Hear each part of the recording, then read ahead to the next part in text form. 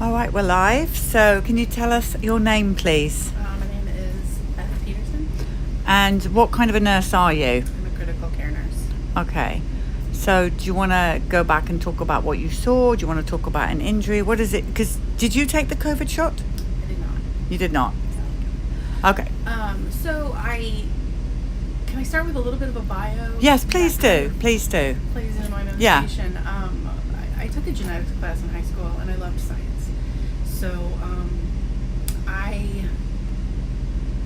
when I learned about the central dogma that DNA makes RNA and RNA makes protein, I realized that I've always been sort of a religious person, but I saw that the finger of God was in our genetic components, and so we had discussions, ethical discussions about what would you do if they ever tried to genetically modify humans, and that was ridiculous back then. That was a long time ago, and but I made a decision when I was 18. I would never allow that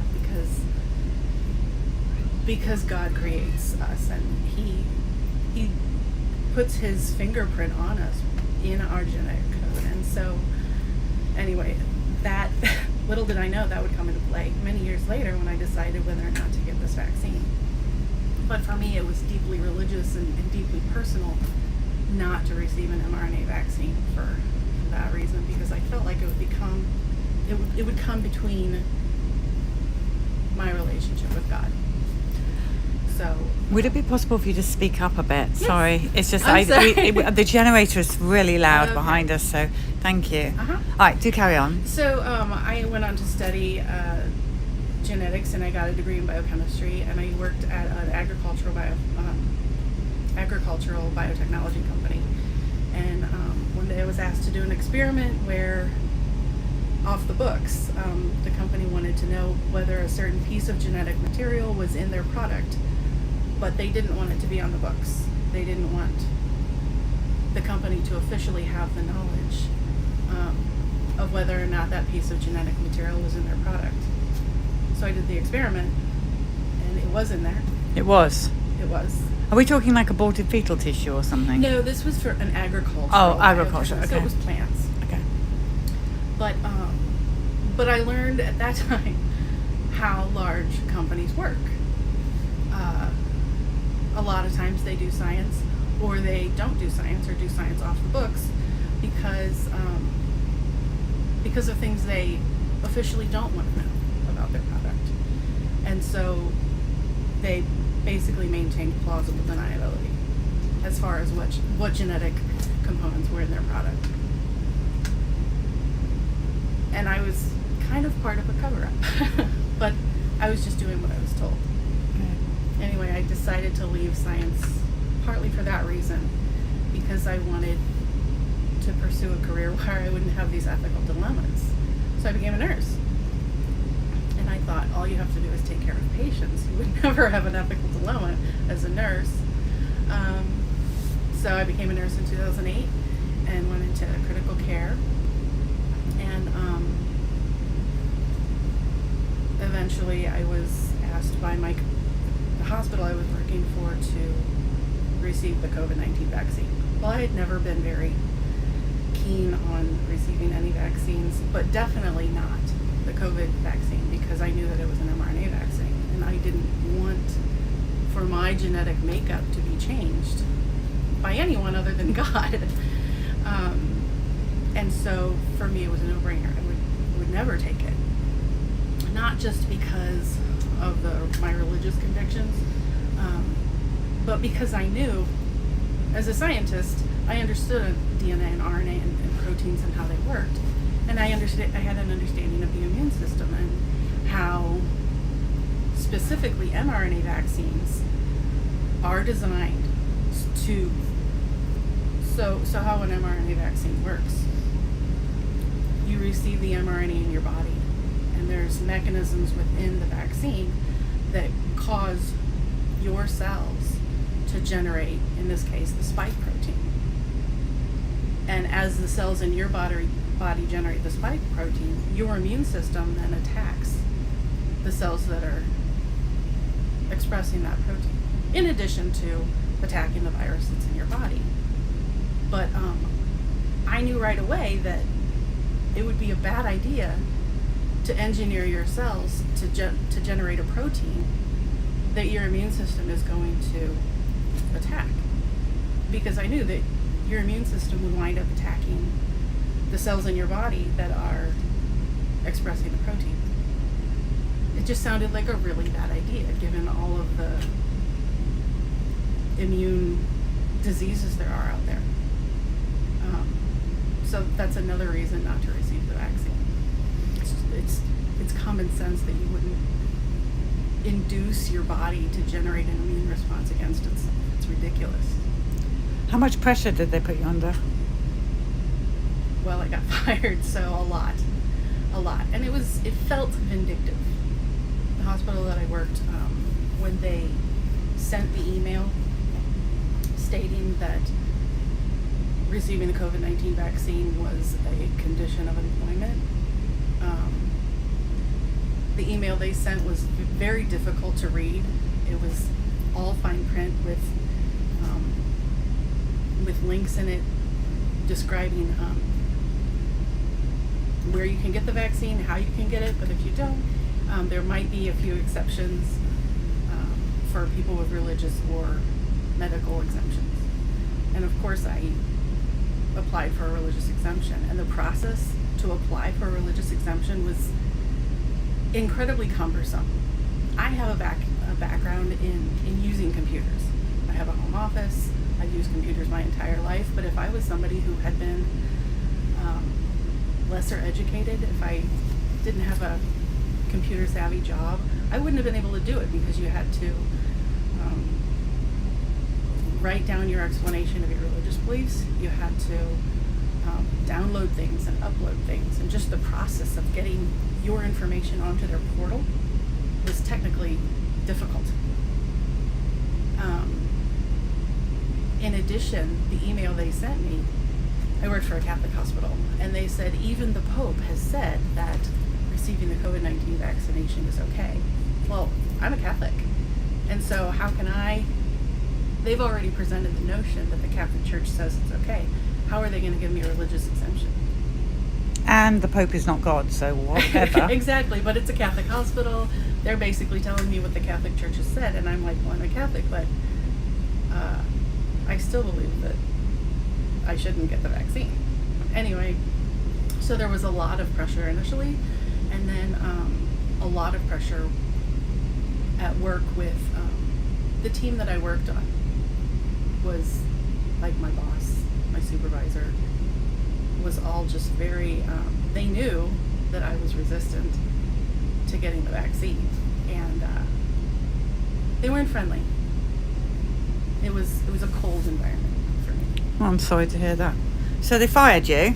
They fired me, and three of my other employees, three of my friends. So you were not on your own. 4 of you stood firm. 4 of us stood firm. There were a lot of people that caved, that didn't want to get it. Did you ever see any COVID shot reactions while you were still able to work? I didn't. Let me think. I didn't. Yes, I did. Okay. At that time. At the time I was getting fired during that time frame, I didn't. More recently, though, I have. I have a patient who had come in very, very young adult, with absolutely no health history whatsoever, and came in from another hospital on ECMO, which is ECMO is an extracorporeal membrane oxygenation. It means that they're on a heart-lung machine, Right. oxygenating their blood, and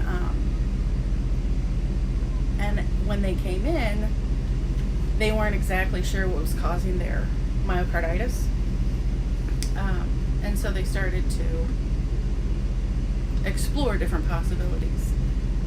And when I see a young person with no health history come in with myocarditis, just given what I've seen in the news, I automatically look to see if they've been vaccinated, because I know that there's an observed correlation. So, indeed, this patient had been vaccinated, I believe 3 times. And so she was on ECMO. Her kidneys had shut down. She was on dialysis. She had shock liver. She also had some blood clotting issues, and they had to cut fasciotomies into her legs to really, because she had compartment syndrome in her legs. And she had coded several times, and she had an anoxic brain injury. But what's interesting about this girl, she's in the hospital for several weeks, and it's a big hospital. So it's a big hospital with a lot of resources, and they had consulted many, many different types of physicians to try to determine what the cause of the myocarditis was. And my first thought was, well, let's see if she's vaccinated. So I went through the chart, and I noticed that every single physician, when you are a physician and you don't know what's causing an illness, you come up with a differential diagnosis. And a differential diagnosis is basically anything that could possibly cause the symptoms of what you're looking at. And so you make a list of all the things that could possibly cause this ailment. And then you go through and you start to rule out things. Well, it couldn't be this, it couldn't be this, and you kind of narrow it down to make your definitive diagnosis. But what was interesting in her chart, among all of the different doctors and all of the different differential diagnoses, they never ever mentioned that she was vaccinated. It's in her chart. All you have to do is click on the tab under immunizations.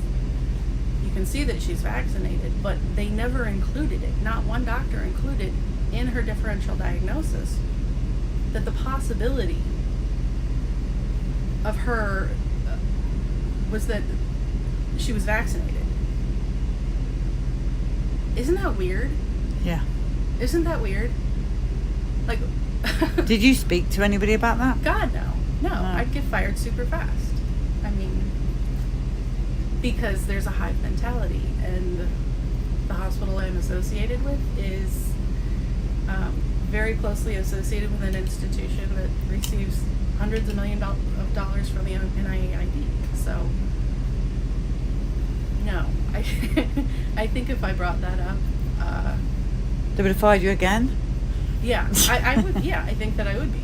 And I think that the reason that none of those physicians mentioned that as a possibility is because they're all afraid of getting fired.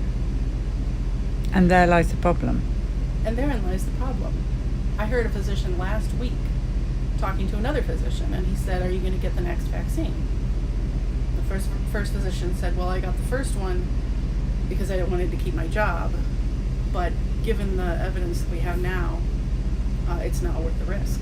You know, I wouldn't get it again." So they know. The physicians know that the vaccine is risky and sometimes lethal. So, do you have a job now? I do. Good. For now. Are they in another hospital? I do, yeah. So I switched hospitals, got fired from the first one, and then within a month I actually got a really good job. Yeah. So. And do you think if we go into another mandated shot situation that this hospital could potentially come for you, or do you think this is a better one? I think that this hospital is more, they gave me an exemption, a religious exemption. So you're good. Which was a surprise to me. But the whole COVID-19 disease and vaccine, it's a religion. It's a cult. If you don't believe in their deity, which I guess would be Anthony Fauci, if you don't believe their prophets and their oracles, which would be Anderson Cooper or Rachel Maddow or any celebrity or any politician that's telling you what the truth is, if you don't accept their truth, if you don't accept their sacrament, which is the vaccine itself, you're going to be expelled. you're going to be shunned, shamed. You're not going to be accepted in society. You can't fly on an airplane or whatever. It's a religion. It's I think we have a First Amendment that is supposed to prevent the government from creating a religion, one that you are being forced to believe in and to participate in. It's very unfortunate. What is your advice to people going into the fall when things will start to ramp up? The big catch up with Chelsea Clinton, the new virus, the new variant, the new vaccine, the new shot thing, all hammering RSV, goodness knows what, blah, blah, blah. What's your advice as a critical care nurse? What is your advice? As a critical care nurse, I would say absolutely don't get the vaccine. Don't, because the chances of you dying from COVID are extremely limited compared to the suffering that you could have if you were vaccinated. So, is there anything else you want to say? That was brilliant. Thank you so much for your amazingness and for educating us and just being so truthful and brave.